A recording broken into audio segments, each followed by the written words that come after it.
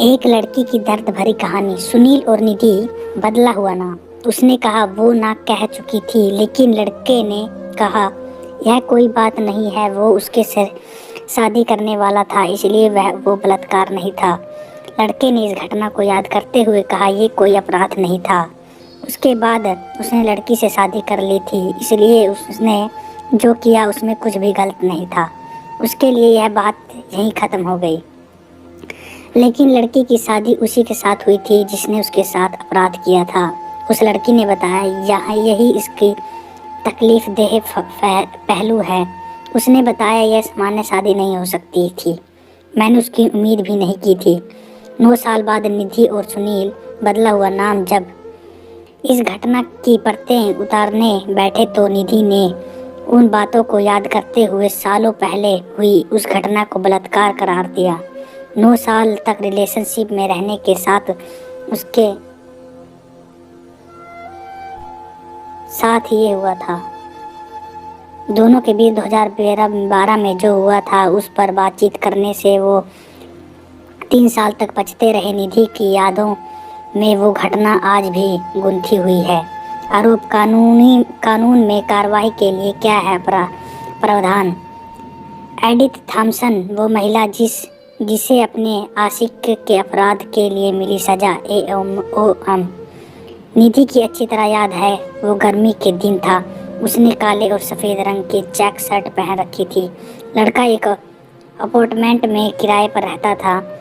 दोनों उस दिन उस कमरे में पहुंचे थे। लड़की ने अपनी FIR में शिकायत की है कि लड़के ने उसे ड्रेस देकर उसके साथ रेप किया था। उसने लड़के को इस घटना का वीडियो बनाने का जिक्र करते हुए सुना था। बाद में वो लड़की को ये कहकर धमकाता रहता है कि अगर उसने उससे शादी नहीं की तो इस वीडियो को YouTube पे डाल देगा। निधि ने कहा सुनील के पास मेरी हर बात की एक तर्क होता था। जब भी मैं कोई बात कहती सुनील कहता अरे मैं तुमसे शादी कर लूँगा। उसने अपनी बात रखी, उसने धोखा नहीं दिया। निधि का कमज़ोर इस बात पर है उसकी मर्जी के बगैर उसके साथ यौन संबंध बनाया गया। सुनील ने निधि के बारे में कहा उसने ना तो हाँ कहा और ना ही कहा। अगर वह अपने साथ हुए बलात्कार को साबित करने की कोशिश करती तो कभी सफल नहीं होती। किसी महिला के लिए बलात्कार का शिकार होकर रहना आसान नहीं होता। सुनील ने कहा उसने मेरे खिलाफ तमाम केस किए, लेकिन मैंने उससे शादी की और अब हम दोनों बहुत खुश हैं। लेकिन निधि का कहना है कि अगर उसने मेरा पीछा कर मेरे साथ पहले बलात्कार और फिर बाद में शादी करने के लिए बाध्य नहीं किया होता तो शायद मेरी ज़िंदगी कुछ और होती। निधि और सुनील ने 2017 में शादी कर ली थी। इसके 1 साल बाद यानी 2018 में दिल्ली कोर्ट ने सुनील के रेप के आरोप में बरी कर दिया। सुनील का मानना था कि उसने निधि की बेइज्जत होने से बचा लिया, लेकिन निधि को लगता है कि वह सारी उम्मीद जमींदोज हो गई। वो कहती है मेरे लिए वो बेहद मुश्किल वक्त था, लगता था आत्महत्या कर लूं। जब निधि को लगा कि चीज़ें बर्दाश्त के बाहर हो गई थी तो उसने एक शख्स के मुलाकात की जिसने कथित तौर पर उसका रेप किया था। निधि ने यह मुलाकात अपने वकील की सलाह के खिलाफ की थी। कोर्ट में वह अपनी गवाही से मुकर गई और फिर आरोपी से शादी कर ली।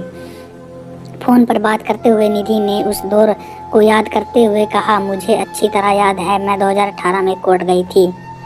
जब 2018 में मैं कोर्ट के क्लोजिंग स्टेटमेंट देने पहुंची तब मैं प्रेग्नेंट थी। मुझे बताया गया था कि कोर्ट में क्या कहना है। मेरे वकील वहां नहीं था।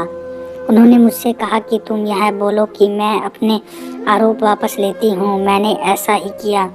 मेरे पास कोई सपोर्ट नहीं था, इसलिए मुझे पीछे हटना पड़ा। शादी कर लेने के बाद भी मैं खुश नहीं थी। वो धमकियाँ देता रहता था। वो कहता था कि मुझे मार डालूंगे, तुझे मार डालूंगा। मेरे मुकदमे के दौरान वह मुझे धमकियाँ देता रहता था। निधि कहती है मुकदमे के दौरान मेरा पति मुझे ये कहकर धमकाता रहता है कि कोई भी उसका कुछ नहीं बिगाड़ सकता। इन धमकियों की वजह से मैंने सारी उम्मीदें खो दी थी। वह कहती है मुझे कभी नहीं पूछा गया कि मैं उससे शादी करना चाहती हूँ या नहीं। आखिर इस सब के लिए मुझे ही क्यों चुना गया? यह ऐसा सवाल है जिसे निधि अक्सर खुद से पूछती रहती। साल 2019 में निधि ने एक बच्चे को जन्म दिया। सुप्रीम कोर्ट ने रेप अभियुक्त से पूछा, पीड़ित से शादी करोगे क्या? क्यों गलत है? बलात्कार के अपराध पे शादी का सुप्रीम कोर्ट का सुझाव। उस हादसे की कड़वी याद मिटती नहीं। निधि जब 29 साल की है, उन्होंने खुद को समझा लिया है कि सुनील के लिए उसकी शादीशुदा जिंदगी अच्छी है। वे कहती है, अब कोई फर्क नहीं पड़ता, अब मैं भावुक नहीं रही। कभी कभी मैं सोचती कि मेरी जिंदगी क्या होती, लेकिन इस रिश्ते में सम्मान गायब है, आत्मसम्मान भी नहीं है। लेकिन अब मैंने एडजस्ट कर लिया है। लेकिन रेप की वो कड़वी यादें जिनके जहन से आज भी नहीं मिटी हैं। निधि कहती है, हर बार जब वो मुझे छूता है तो वह सदमा लौट आता है। रेप के कलंक के साथ मेरे लिए जीना मुश्किल होता। सुनील के वकील दीपक जाखड़ कहते हैं, शिकायत करने वाले ने केस में समझौता कर लिया था। केस में जबरदस्ती शादी करने और रेप के आरोप लगाए गए थे। महिला ने यह कहते हुए तलाक मांगा था कि उस पर दबाव डालकर शादी की गई, लेकिन बाद में उसने आरोप का समर्थन नहीं किया। इस वजह से मेरे मुवक्किल को बारी कर दिया गया। हालांकि बाद में उन्होंने यह कहकर बचाव किया कि इसे संदर्भ में अलग कर दिया गया, लेकिन इसके बयान ने इस पुरानी बहस को फिर से हवा दे दी। यह सवाल बार बार सामने आता है कि आखिर रेप की शिकार किसी महिला को क्यों बार बार उसके बलात्कारियों के साथ शादी करने के लिए फंसाया जाता है।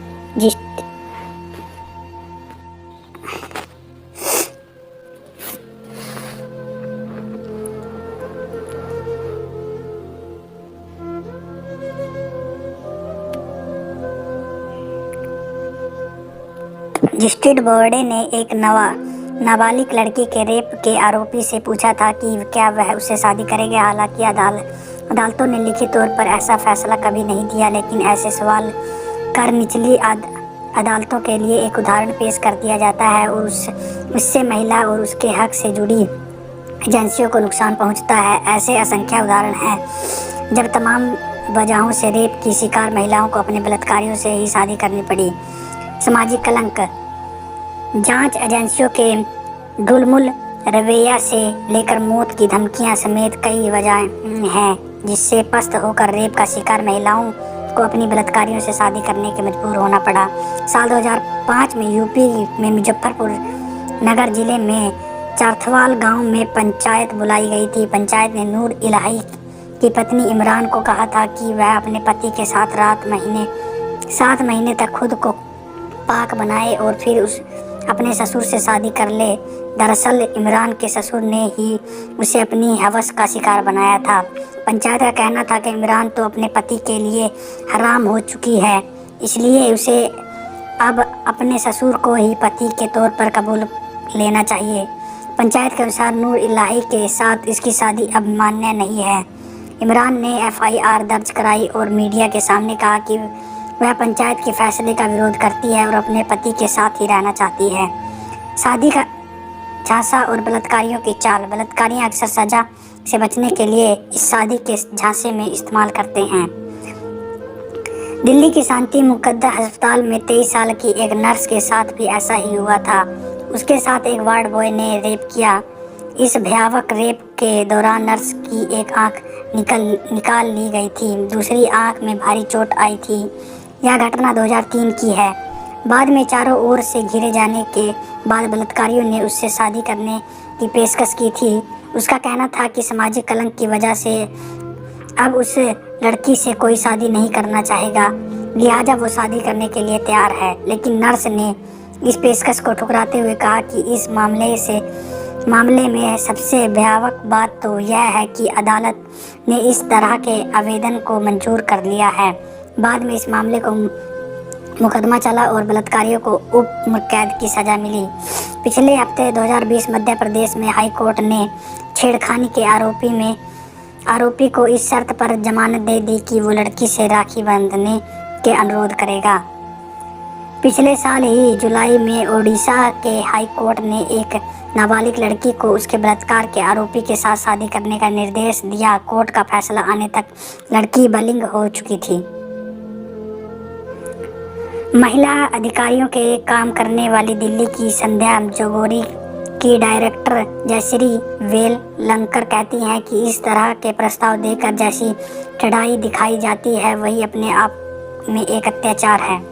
वे कहती हैं बलात्कार के आरोपी के साथ ही पीड़िता की शादी का क्या मतलब है, हमें इसकी पड़ताल करनी चाहिए। क्या किसी ने यह पता करने की जहमत उठाई है कि लड़की क्या चाहती है। लोग इस तरह के हल को बड़ा प्रगतिशील कदम मानते हैं। शादी को लेकर पुरुष के बीच एक गहरी धारणा भी बैठी होती है, हमें इसकी पड़ताल भी करनी होगी।